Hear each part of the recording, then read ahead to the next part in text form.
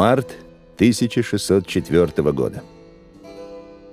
Площадь перед Вавельским замком в Кракове. Два человека идут на аудиенцию к королю Речи Посполитой Сигизмунду III. Они идут просить помощи и поддержки влиятельного монарха. Один из этих людей – польский вельможа Юрий Мнишек, другой – мнимый сын царя Ивана Грозного, царевич Дмитрий, который останется в истории как Лжедмитрий I.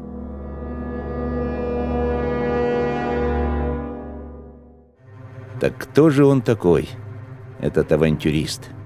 И почему он сумел обольстить целый народ, открывший ему дорогу на московский престол, превозносивший его и короновавший на царство? Основанием для явления самозванца стала загадочная смерть в 1591 году в Угличе сына Ивана Грозного, царевича Дмитрия. В народе ходили слухи, что царевич мог быть убит, но чудом спасся. И вот надежда на спасение царевича нашла воплощение в неординарной личности Лжедмитрия I. Самозванец объявился в Польше в 1603 году. Царь Борис Годунов напрасно рассылал письма польскому королю Сигизмунду III с объяснением, что настоящий царевич погиб и похоронен в Угличе, а самозванец на самом деле является попом-растригой Григорием Отрепьевым. Юрий Отрепьев, таково настоящее имя будущего самозванца, отпрыск рода провинциальных галицких дворян, которые успешно служили у бояр Романовых, но, попав в жестокую опалу, вынуждены были скрываться.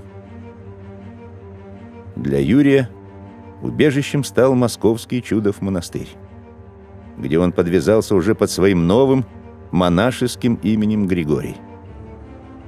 Но самовольно растригшись, бежал за границу и оказался на службе у польских аристократов Вишневецких. Именно там Григорий Отрепьев объявил о своем царском происхождении. Вишневецкие представили Отрепьева семье Мнишек, а те польскому королю Сигизмунду III, который обещал свое покровительство и денежную помощь, выделив самозванцу немалую сумму – 40 000 злотых, и разрешил вербовать наемников для военного вторжения в Россию. У Отрепьева нашлись покровители и в самом Ватикане. В папской канцелярии к самозванцу отнеслись со всей благосклонностью и начали опекать его через папского нунция графа Клаудио Рангони. А сам Отрепьев, в подкрепление своей верности папскому престолу, принял католическое крещение. Но не только в Речи Посполитой и Ватикане имелись союзники у самозванца. Лжедмитрий появился на волне всеобщего недовольства царем Борисом Годуновым, которого считали безродным выскочкой, узурпатором и приписывали ему убийство царевича Дмитрия. Ненависть к Годунову сознательно разжигалась и в народе, и в боярской среде. И более всех усердствовал в этом высокопоставленный царедворец князь Василий Шуйский. После несчастья в Угличе именно он руководил расследованием смерти царевича Дмитрия и подтвердил, что это был несчастный случай. Но когда на западном политическом горизонте появился Лжедмитрий, Шуйский подтвердил факт чудесного спасения Дмитрия от наемных убийц. Был у самозванца еще один союзник, пожалуй, самый могучий и безжалостный. Страшный голод, постигший Россию после 3 лет небывалого неурожая и уносивший сотни тысяч жизней. Это стихийное бедствие вынудило Годунова повысить налоги, что вызывало нарастающее недовольство подданных. Не помогло ни открытие царских амбаров для голодающего народа, ни личная раздача Борисом Годуновым хлеба прямо у стен Кремля. И все равно народ видел причину бед в неправедности царя Бориса, накликавшего Божью кару на всю Россию. Ведь царь неприрожденный и не принадлежал к династии Рюриковичей. Летом 1604 года в Речи Посполитой началась подготовка к военному вторжению в Россию для возвращения на престол якобы законного государя. За оказанную помощь самозванцам был обещан переход в состав Речи Посполитой северо-западных российских территорий – Пскова, Новгорода, Смоленска и Чернигова, и содействие распространению католицизма. Поход Лжедмитрия в Россию начался лишь в октябре 1604 года. Но хотя осень и рано наступившая зима были не самым благоприятным временем для военной кампании, успехи интервентов были поистине феноменальными. Один за другим Лжедмитрию сдавались русские города. Более того, их гарнизоны переходили на сторону захватчиков. Вероятно, поляки и сами не ожидали того, с каким упованием в России ждут возвращения так называемого подлинного государя взамен детоубийцы и узурпатора Бориса Годунова, каковым его считали в народе.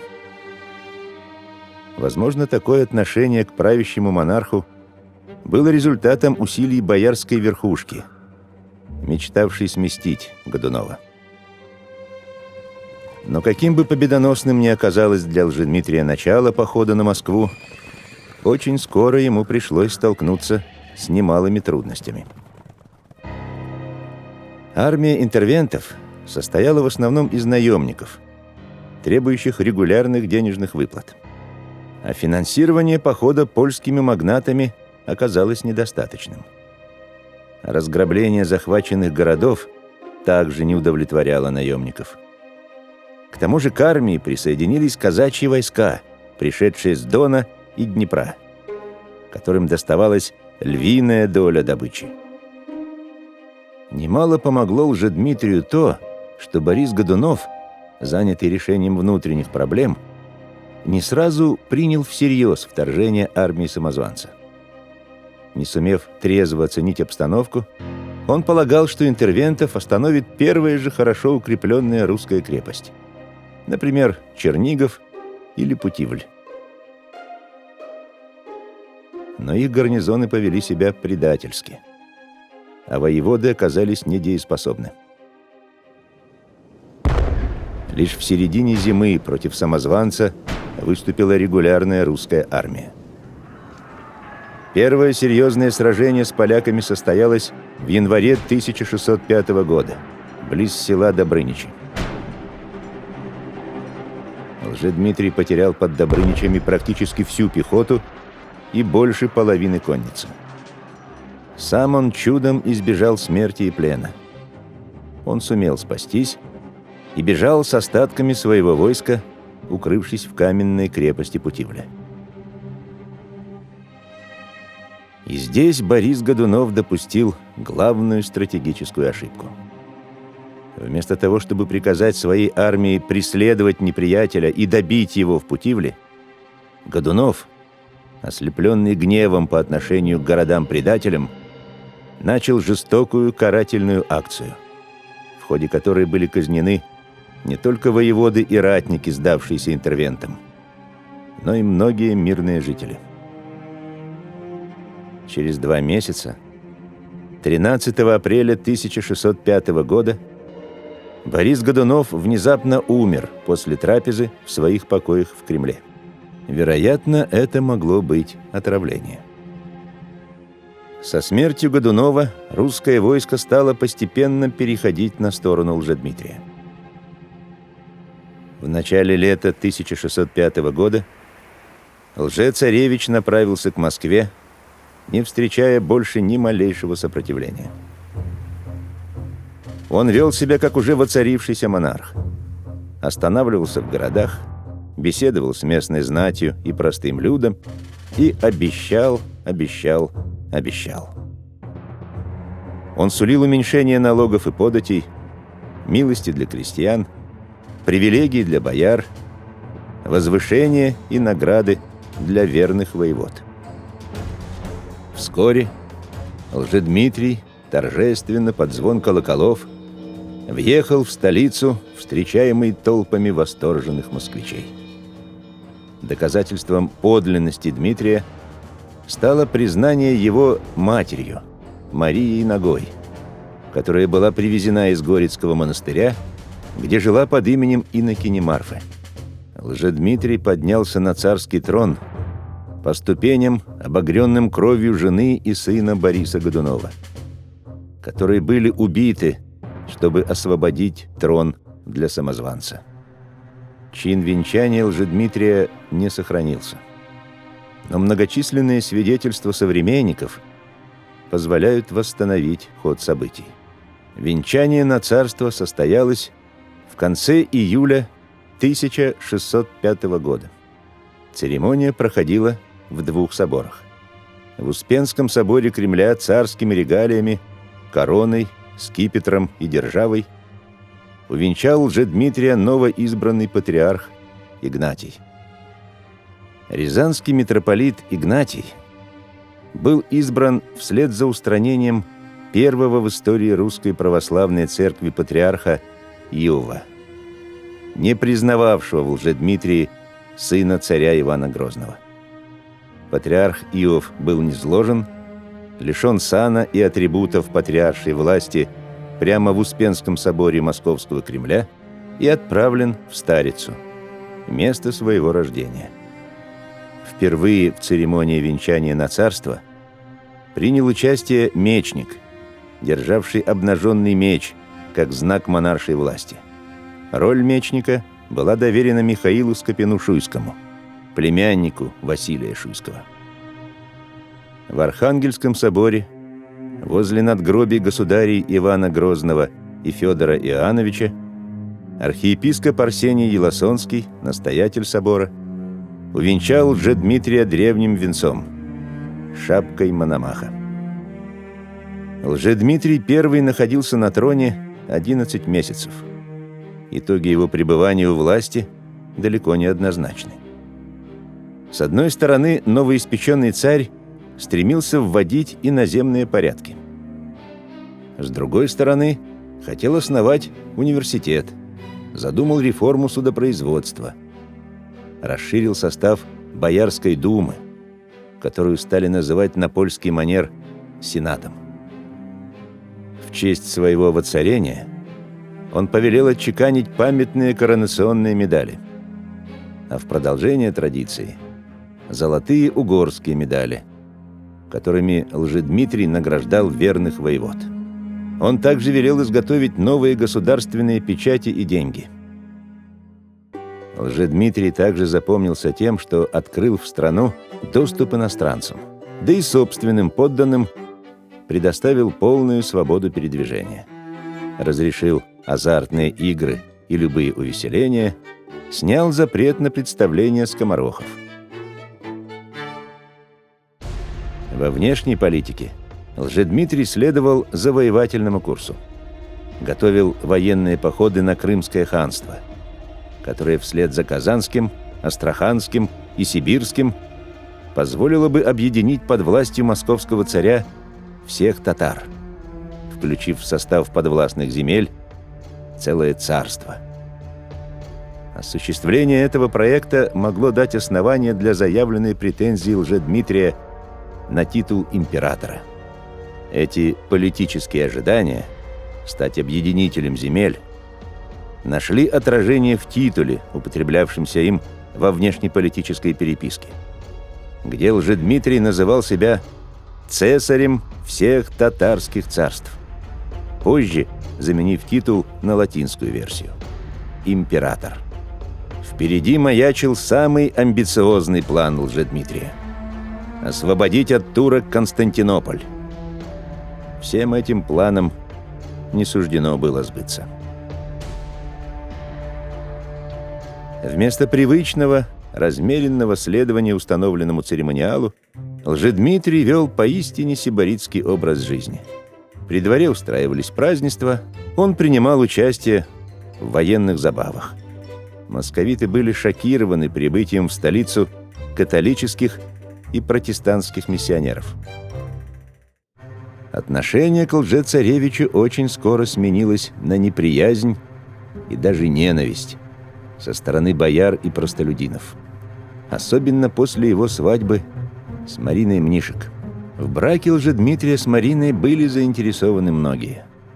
Во-первых, ее отец, Юрий Мнишек, покровительствовавший самозванцу и ожидавший поправить свои финансовые дела за счет российской казны. Во-вторых, польский король Сигизмунд, рассчитывавший получить по воцарении самозванца Северскую землю. И в-третьих, Папа Римский возлагал большие надежды на Марину, которая, как истинная католичка, должна была привести Россию к католической вере. Свадьбе предшествовала помолвка в ноябре 1605 года. В Краков было отправлено посольство с дарами. Церемония прибытия царской невесты из Польши была задумана как пышное мероприятие. Торжественное шествие в сопровождении 2000-го польского войска заняло 2 месяца с остановками для отдыха, смены карет, нарядов, для приема подношений и подарков. Коронация и венчание состоялись 8 мая 1606 года в Успенском соборе Московского Кремля и проводились по православным обрядам, вопреки вероисповеданию будущей царицы, которая должна была перейти в православие. Однако этого так и не произошло. Свадьба превратилась в многодневный необузданный разгул. Неподобающее поведение ляхов, не почитающих русские традиции, москвичи сочли оскорбительными, и современники назвали это причиной народного гнева. Эта свадьба, безусловно, сыграла свою роль в дальнейших событиях смуты. Заговор московской знати против самозванца не заставил себя ждать. Возглавил его никто иной, как Василий Шуйский, последний из Рюриковичей, жаждущий престола. Вдохновленный Шуйским бунт превратился в резню иностранцев по всей Москве. Не избежал страшной расправы и самозванец. Те же люди, которые совсем недавно встречали его колокольным звоном и падали ниц перед настоящим, чудесно воскресшим царем, зверски убили его, а потом еще долго глумились над его мертвым телом. Лжецаря объявили вором, распутником и безбожником, который хотел истребить православную веру на Руси. Марина успела спрятаться от разъяренной толпы погромщиков. Позже судьба связала ее с новым самозванцем, Лжедмитрием II, или Тушинским вором, каким он остался в истории. В его лагере в подмосковном селе Тушино Мнишек публично признала его своим мужем, чудом спасшимся венчанным царем Дмитрием. Когда в 1610 году Лжедмитрия II убили, и Тушинский лагерь распался, Мнишек с отрядом казаков бежала на юг России. Летом 1614 года она попала в плен и, по некоторым сведениям, скончалась в заключении в Коломне. Трагическим стал и финал Василия Шуйского. Он добился своей цели. Стал царем после убийства Лжедмитрия I. Чтобы пресечь появление новых самозванцев, Шуйский организовал перенесение тела царевича Дмитрия из Углича в Москву. Вопреки выводам Угличского дела, расследованием которого он сам руководил, объявил Бориса Годунова убийцей царского сына. Тело царевича было обретено нетленным и торжественно перенесено в Московский Кремль для упокоения его в царской усыпальнице, Архангельском соборе. Исцеления у мощей царевича Дмитрия послужили основанием для его канонизации в 1606 году. Но смута на Руси не утихала. Последовало продолжение войны и интервенции. В результате боярского заговора Шуйский был смещен, а позже пленен и доставлен в Польшу, где вскоре и умер. Царствование династии Рюриковичей прервалось. История Лжедмитрия I, бесславно проигранная авантюрная партия, начатая в Вавельском королевском замке Кракова, оставляет немало вопросов, но, несомненно, является наиболее ярким эпизодом смуты, который привел к закату династию Рюриковичей и воцарению новой династии Романовых.